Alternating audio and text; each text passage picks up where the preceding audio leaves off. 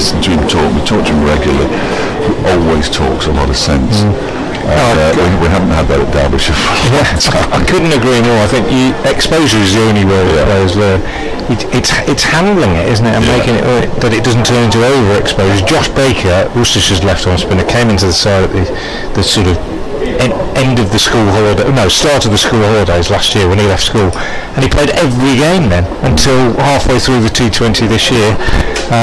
He's now out with a stress fracture. Now I'm not saying that's been brought about by over bowling, I don't know, but it reached a point where I thought he doesn't need to be opening the bowling in T20 and getting smashed all over the place, or getting smashed by Ben Stokes for 34 and 1 over or whatever. Stokes was brilliant, wasn't he? He was brilliant. Yeah. Adam Finch is the new batsman, and McKinnon bowls to him. He's off the mark straight away. Lined up towards a long off. I'm not for a minute saying there was mishandling in any regard, but what I'm saying is that I 100% agree with the point that you're making. Yeah. It needs to be managed and handled, and I'm sure that in 95% of the cases around the country you've got very responsible, sensible coaches like Mickey Arthur who are doing that exactly right. And I'm not saying Worcestershire aren't either. I hasten to add. Bowls to Libby. You can stop digging now. But you know what I mean. I know exactly what you mean. Yeah, that was played up towards Archie Harrison, who's now fielding at a short-ish mid-wicket. McKinnon bowls and Libby cuts and straight to Potts. I honestly think it's the same even in clubs and so on. I can remember being involved in a club up in the Derbyshire League at Lullington Park where we had a committee that was just basically created to make sure that juniors were being given the opportunities that they needed to be given. That's always a tricky one though, isn't it? This one is chopped away out towards Sam Connors by Jake Libby for another single. He moves on to 89. There's nothing worse than playing senior cricket and just turning up to become the 11th man and not batting and not bowling. No. You've got to play some senior cricket. So you do that, and if you get your first team chance, you'll probably then go back to not batting or bowling for a couple of matches. But it's balance, isn't it? And you don't want a third 11 where a 40-year-old opens the bowl and then a 40-year-old keeps wicket and a 40-year-old dominates the batting. You need balance. You need those old heads to guide the youngsters, but you need to give youngsters opportunity. And it's just the same here. And it's a memorable day for Archie Harrison. Well, he'll have far better days, and he hasn't dominated the game, but he's had a bat and he's had a bowl on the big stage, and a red letter day. And there are 3 pathway graduates in Potts in college going to play for the Lions who they can look up to, and Archie Harrison and Mitch Wagstaff's out there, been out there a few times as well as 12th man, and it's something that Derbyshire have singularly failed to do in my time here, and now it's starting to happen, which is excellent. I mean, Sam Connors broke through a couple of years ago, but Potts is only just breaking through this year, as are the other 2, so They've had a few. I mean, Harvey Hussain would rank as a product. He'd been the last Derbyshire born player before the current crop. Potts coming back into the attack, and his first ball to Libby is seeing Libby attempt a ramp down to fine leg, doesn't make contact, no run. Poor old Harvey had to retire due to concussion issues. He was playing at Swarkston, but I can remember in his mid-20s. Remember him in the academy practice sessions when he was about under 12 with Carl Cricken and Hal Dythe and people like that. Tiny little boy in those days, but great hands even then. Still looks under 12. 194 for 8 as Sam Connors moves away from us. 26 on his back, he bowls, and Libby goes for a flat batted sort of cut shot away square on the offside. Doesn't make contact. Just a bit loose, just a little loss of concentration from Libby. 89 now, doesn't want to throw it away, hoping that got enough partners to stay with him to reach 3 figures, no doubt. I think that's probably the only significant milestone that Worcestershire can hope to achieve. Lose by less than 100. Well, I suppose so. Where is that? Here comes Potts again. Bowls, and Libby again goes for a big hit, and again is beaten, and it goes through to the wicket keeper Brooke Guest. Just going back to Harvey was saying, I mean, it's a good few years now since I moved back down to Worcestershire, but when I was involved up in the Derbyshire area, not directly involved, did a little bit of work with some of the academy players and so on, but when Carl Cricken was there running the academy and so on, and you know, the other people that were working around him. Connors again is in bowls, and this is driven by Libby. This time he does make contact over extra cover for 4. He goes into the 90s, 93, 198 per 8 now. You couldn't fault the time and the effort that the Derbyshire coaches put in the pathway, and you know, I think all academies go through phases where they get good intakes and some come through, and then they might have a couple of lean years. It's been the same at Warwickshire, I think, over the years. Look how many players they signed from elsewhere, like Nottinghamshire that we talked about, and Derbyshire had this record. I mean, even in my time, Ben Cotton, the Taylor brothers, Will Davis, but Ben Slater was lured away by cash by Nottingham. But another product, But the Taylors went away because they were allowed to go. Will Davis is at Leicester because he was allowed to go. Connors in again, bowls, and he does get the ramp out this time, and he's going to get 6 for it. And that is taking him to 99. First time, I don't think I've ever seen him do that before. Not certainly to get it all the way for 6, using the pace, and a very, very well executed shot from Jake Libby takes him on to 99. So the one Worcestershire player has really made a big impression with the bat, and he's liable, it looks now, to bring up 3 figures. It's his highest list day score already, and that was a very, very well executed ramp shot. Certainly was. Went an absolute mile. I just need to inspect the ball because it's smashed into the seats beyond the advertising boards at the far end of the ground. So the fielder's come up because he's on 99. Still 2 back on the leg side, 1 on the offside. Connors in to Libby. Bowls, and Libby tucks this one away on the onside. Alex Hughes fields, and that is 100 for Jake Libby, and he gets a good ovation from the Worcestershire fans, who, to be fair, have had very little to cheer with their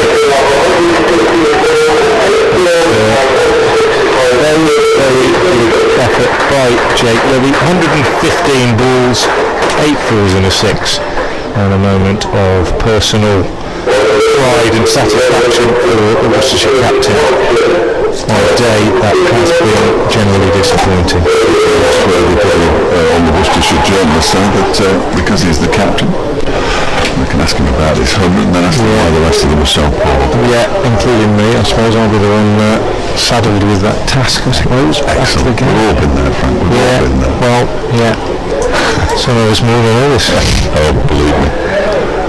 Matty McKinnon's going to continue on for 17 from his 5 overs, and he's in and bowls to Libby, goes back and cuts. That might go all the way for 4, it will. The chase is on there for Lewis Rees, but he gives it up quite quickly. That's another boundary for Jake Libby. His 9th fall. He was on to 100. And 4 from 116 balls, 209 for 8.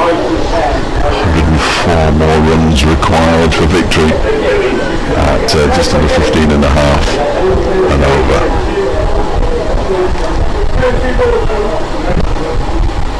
Kiernan settles himself down. What's his response going to be? Well, he's gone for the ramp. Can Rees get around? No, he can't. It's a lot further away from Rees than I imagined it was, actually. He was fielding at short third man and couldn't get around with the ramp shot. Picks up a single, does Living. He goes on to 105. Much like the Douglas Lewis at these stages. They should be 280. Yeah. Not far off. No. A few lusty dwellers. Things on 100. He's got a strike rate of 100. Faces McKinnon and paddle sweeps him round the corner down towards Harry Kane for a single. Maintains his 100 strike rate with his 2nd run. Worcestershire move on to 211 for 8. He'll be back on strike. Keenan blows into his hand as he always does, no matter whether it's cold, hot or indifferent. He's done it 4 times since you said that. 5. Yeah. And he's in again now and bowls and Libby. Well, that's an ugly looking shot up towards long on. You know, the boundary comes Alex Hughes to do the fielding. Libby picks up another single. He does it almost constantly when he's bowling. It's remarkable. Absolutely remarkable. Next delivery from McKinnon is pushed back to him by Adam Finch. Strike rate's plummeted from 100. The next one from McKinnon is pushed up to long on. There's a signal there every time if the batsmen want it, which clearly they do. Hughes still getting a little bit of stick from the supporters for that drop catch, gets a cheer as he fields cleanly. And it's the end of the over at 213 for 6. Finch pinches the strike, he's on 3, and Libby on 106. Yeah, just going back to that little chat we were having about academies and so on. Obviously, we look at, as Derbyshire and Worcestershire followers, and you could be talking about Leicestershire and Sussex and one or two other counties feel that their best players are often lured away by bigger, wealthier counties, and there is that. But I think it's fair to say, and certainly the experiences that I've had, as this one is smashed for 6 by Finch.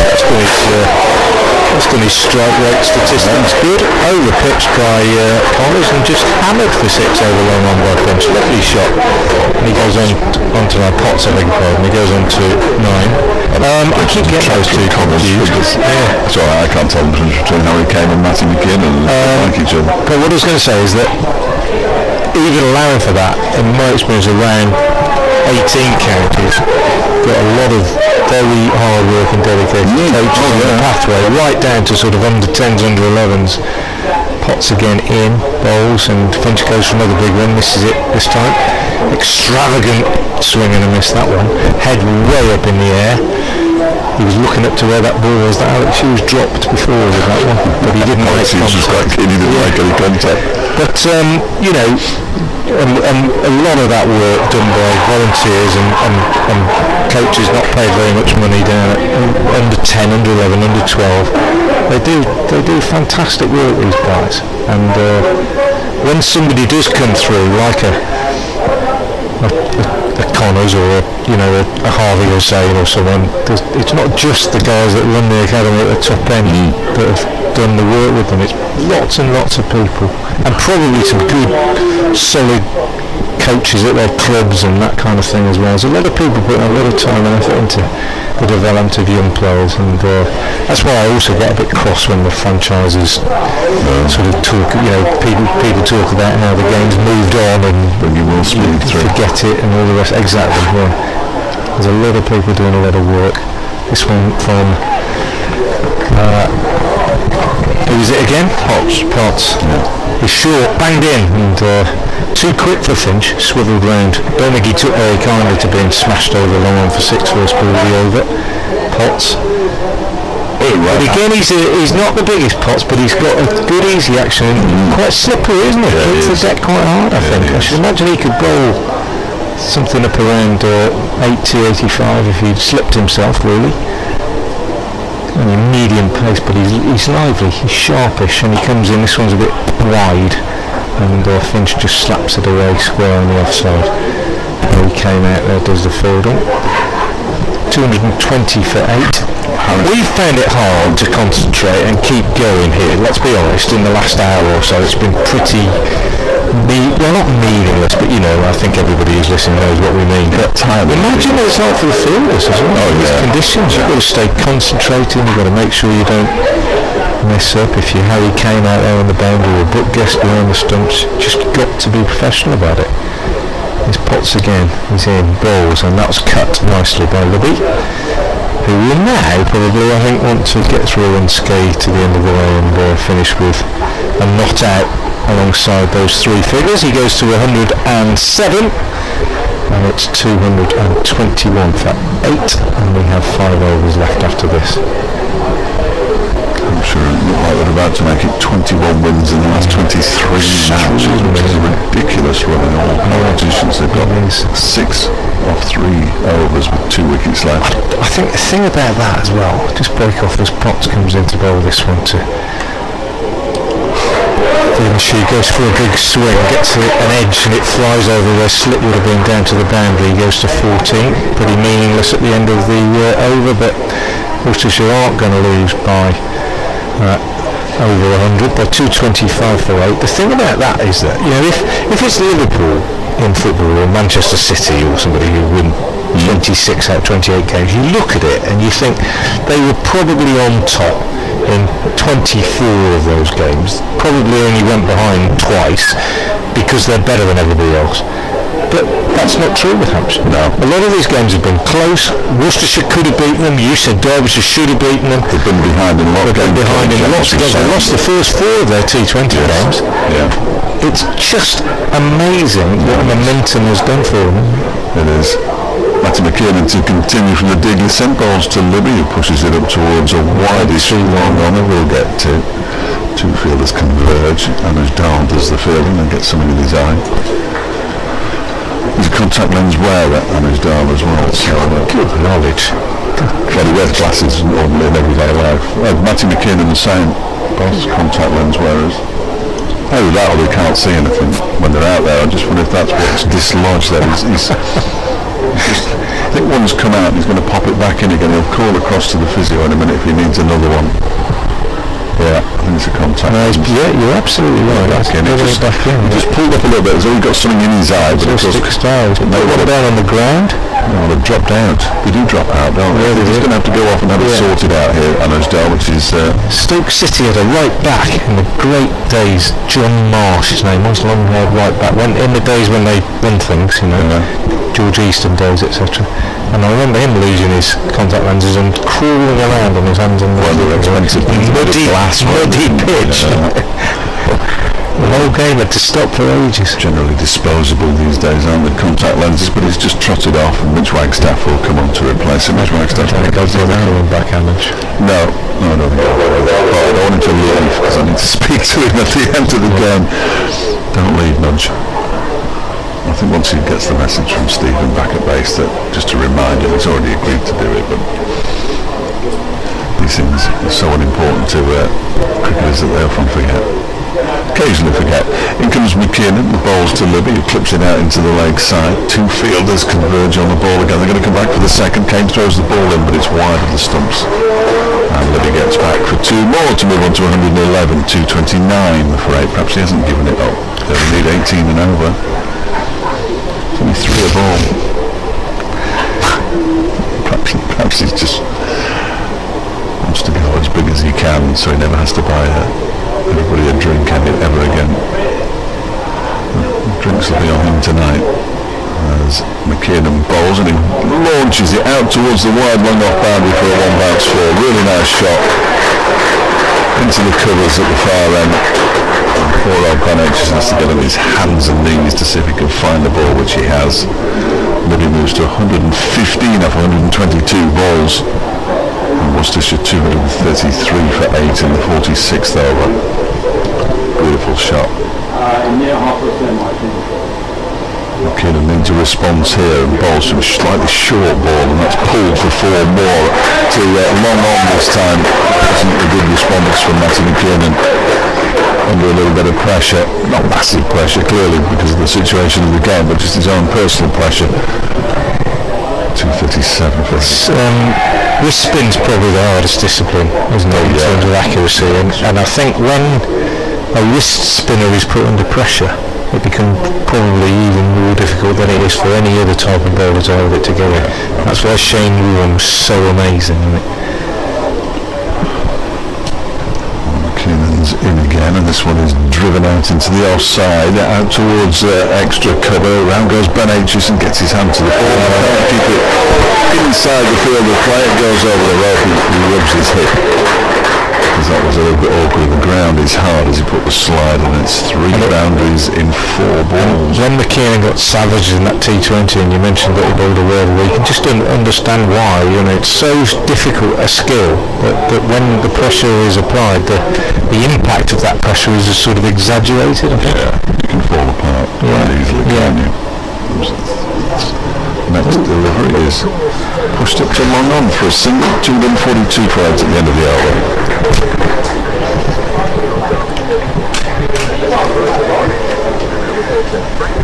Well, Worcestershire are heading for defeat. Jake Libby has put up a strong personal battle himself and has indeed just taken 16 off and over from the leg spinner Matty McKiernan to move himself to 124 off just 125 balls. But other than that, the only player to pass 20, Dylan Pennington, who made a hard hit 35. It's too little too late for Worcestershire. 4 overs remaining. They still need 71 more runs to win. It's not going to happen, but they've at least avoided losing the game by a disastrous margin. Jake Libby, as I say, the cornerstone of the innings, 124 not out, but Worcestershire really just on the brink of a 5th consecutive defeat in this Royal London Cup. As Potts begins a new over and Libby gets a single, cutting that away on the offside to go to 125, and it just makes you wonder whether Worcestershire might have achieved a bit more if just 1 or 2 of those top 4 or 5 batsmen other than Libby could have just held things together and maybe got just to 30 or so. It's a decent pitch, but only Libby has really got in for Worcestershire, and that really is the story as Potts comes in and bowls a good Yorker to Finch. Didn't quite get it right, and Finch is a big man and he just picked it up in front of the crease and played a very, very impressive shot straight back down the ground for 4. And Potts is learning what we were talking about as well at the moment, Fletch, that at this level the margins for are smaller, and he's been quite severely punished in the last few overs. 7.2 overs, no making no wicket for 52 now his figures, but good experience being gained, and no problems for Sean Masood, the captain, because they're not going to concede 60 odd in the next 4. And Potts is in again, and Finch goes for another one of those extravagant swipes. If he'd have hit that one, I think it would have cleared this stand that we're sitting underneath at the New Road end, and he missed it. 247 for 8. Lewis Rees having a bit of banter with the crowd down below us here. I think he might be about to bowl Rees to replace McKiernan. He's certainly been loosening up, and he's had a good day, having made 136 when Derbyshire batted earlier today. Here's Potts again, bowls, and Finch does go big this time, and he's got all of it straight down the ground into the stand away to our left. Impressive striking from Adam Finch. He goes to 24 off just 12 balls, and he bowled well earlier today as well, Finch. I'd say that was one of the positives for Worcestershire. We talked about the difficulty of the interview after the game. There were always attempts to pull out some positives. I thought Finch in particular bowled well. 10 overs, no maidens, 3 for 54 today. Pennington 3 wickets as well. And obviously Libby's highest ever list A score. It's just the fact that it's another defeat in a series of defeats that makes it so soul destroying, I think, for Worcestershire dressing room and supporters. And Potts gets his revenge by bowling a better length, really, fuller and straighter, and Finch is dismissed. An entertaining 24, shall we say, including 2 big sixes, but Finch is dismissed, and Libby is about to be joined by the last man, Ben Gibbon, with the score on 253 for 9. So partnership of 61 in quick time for that 9th wicket. Partnership of 67 for the 8th wicket, but as I said, too little too late. It's kind of a classic example of a late flurry flattering to deceive. And we all know that this game was over about an hour and a half ago, if not 2 hours. We've stuck it out. Highly professional performances in the commentary box. So Ben Gibbon jogs out into the middle, and then Jake Libby tells him to slow down because he needs the new gloves and all the rest of it, and the toweling down. He's used all his gloves today, I reckon. Yeah. You probably would, wouldn't you? If you bat for 3 hours on a day like this, you're probably going to sweat enough to go through your full range of gloves if you've got more than one pair. If you're a serious batter. I've never had any gloves. Well, there you go. I've never owned a bat. No. They say that, there's a great story, again, you never know how many of these stories are true, but they say that Doug Walters, the great Australian all-rounder, particularly, I think he batted 5, didn't he, in that side that I sort of first remember in the 60s. I reckon that I think I read in a book by Keith Miller that Walters just picked up the nearest bat and walked out, and some he liked and some he didn't. This Potts again into Gibbon. He's forward, pushes up to mid-on, they take a single, 254 for 9. He just walked out, just literally picked up the nearest bat and said, here we go, and walked out. And sometimes he smashed it all over the place and sometimes he didn't. Extraordinary. Well, when I was playing village cricket, which is as good as I ever played, they used to bring out the big bag of kit, and you tried to find 2 pads that matched and 2 gloves that matched. Dear, we'd root around for a ball that hadn't been eaten by a dog. Yeah. But there you go, still didn't do me any harm. Still cricket, isn't it? Still cricket, which means fan club is excited. It is, yeah. He's been signing their caps and everything, hasn't he, done that? Blessing young children and babies. A lot. He's a couple of baptisms with that beer. Very popular, he's a top man there. His 32nd birthday, I think, last week down at Chelmsford. Something like that. He's in his early 30s anyway. Looks very good on it. Here he comes, bowling to Gibbon, and Gibbon slices this one to Anish Dal at backward point, and there's no run. Ben Gibbon, who is playing in only his, he doesn't actually come up yet on that one. Come on, boys, get it great. She's not in the system. Dylan Pennington with a career high, 35. Given him on his 3rd List A game, he's got 1 run. Reece bowls to him and he smashes this up in the air. He's going to get runs here because that's going to go beyond Harry Kane. He's not got the energy to get all the way to the boundary, but he'll pick up a couple, and he now has himself a career high score as well. It's not as impressive as Jake Libby's, but small steps. And now Matty McKiernan has become the anointed one down below as he signs a cap. Marvellous. What cap it is, I've no idea. The value has gone up or down. Or down. Yeah. And it's now got a world record holder's signature on it. I don't know if they realise. As in comes Reece and balls up and is slapped out into the offside. Sam Connors is there on the cover boundary to do the fielding. And Gibbon moves to 4 at a runner ball. 257 for 9. Lewis Reece in his 7th over, 2 wickets already. 2 for 29 in 6.5 overs. On top of a career high score of 128. Martin McKinnon's been taken away from the crowd. He's going at short 3rd man. We've got 3 men out on the leg side, 4 men out on the leg side. I missed the long on, mid-wicket, square leg and long leg as Reece bowls a slower delivery than he somehow from way outside the off stump.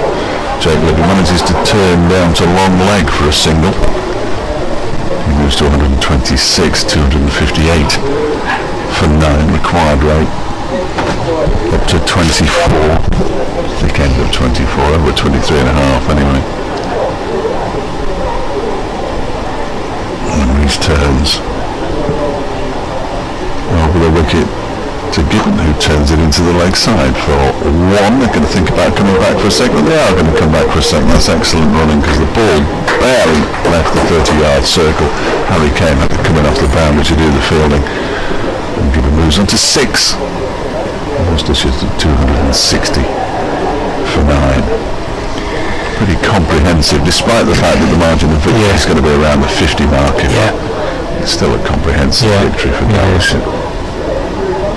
The 2nd of the competition this season, as Ian bowls a short one slapped into the leg side by Gibbon. A lot harder this time. Harry Kane works out where the ball is at the 3rd attempt And they only run a single.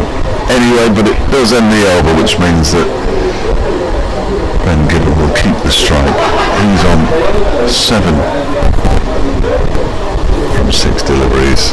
Libby has 126 from 127, 12 falls and a 6. Excellent effort from him. It's 261 for 9 with 2 overs to go. They're not going to take us to the bitter end. It's like the most comprehensive 3-0 victory you could ever imagine. The most comfortable 3-0 I think this is very much like Brentford and Manchester United. Brentford. It was over, yeah. You just coast and don't you? You do coast. Yeah, couldn't agree more. Potts in from the New Year end, balls, and that's dug out by Gibbon. There's no one. Yeah, I was trying to put myself in Thomas Frank's position when I was watching that game at half-time, thinking, what would you say? And I think what you would say is, let's see if we can keep a clean sheet on this. We don't need to do anything now. You know, don't want to concede early on in the first 5-10 minutes of the second half, but if we get to an hour and we haven't conceded, they're definitely, their heads will drop completely, and it was, yeah. And after an hour, they just had the game completely sewn up. Premier League, Frank. Connor's balls. I tell you why I watch it. I said Connors again, didn't I? I beg your pardon. Potts balls outside the off stump, big swing and a miss. I like to watch it because whenever I watched it last year, I was in pain, and now I can watch it without pain. And also, if I'm honest, because I've got a slightly newfound interest in it because I'm doing a bit of reporting on it, so I kind of need to know a bit about what's going on. But, you know, it helps if you know what the team's done the week before. I watch it knowing my team will never be there, so that's good.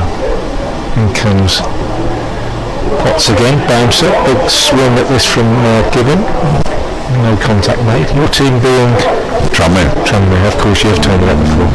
No, I read about, didn't somebody go missing or something at Prenton Park the other day? Not like a young spectator. There was a sort of worry that he'd gone to the game and then didn't turn up at home or something. I hope he's alright. He was 15 or 16, I think.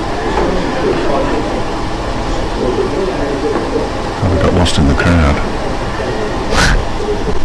Here comes Potts again. Bowls, and that's sliced away on the offside, and almost the end of the game as Anish Dahl, I think it is at that point, dives up in the air trying to take a catch. It's not as Alex Hughes, isn't it? Yeah. And it clears his hands. I think took your advice and he hasn't come back on. Oh no, yes, there he is. Look, there he is. There he is. 4 more to Gibbon, goes to 11, 265 for 9. Well, they had their moments, haven't they, Tranmere? Yeah. 1 or 2 seasons back in the day, when John Aldridge came and played for them, didn't he? I didn't like it. Didn't you? I prefer it when they're in bottom division or proper League 1 or League 2. Yeah. That's what Potts again from the New Road end, bowls, and that's the end of the game as it's heaved by Gibbon to mid-on.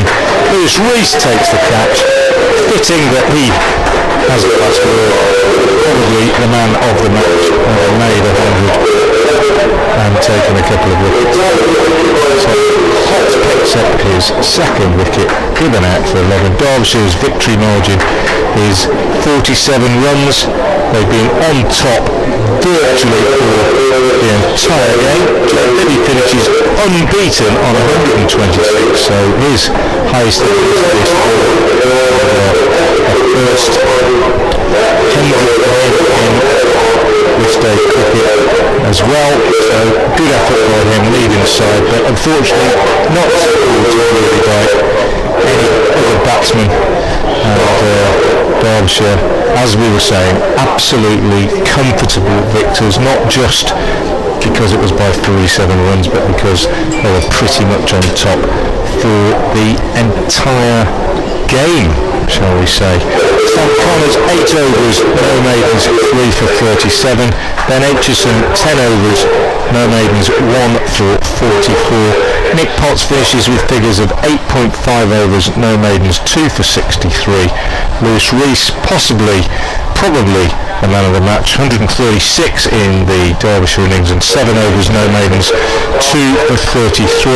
Anish Dahl also had a good day, 5 overs, no maidens, 1 for 16.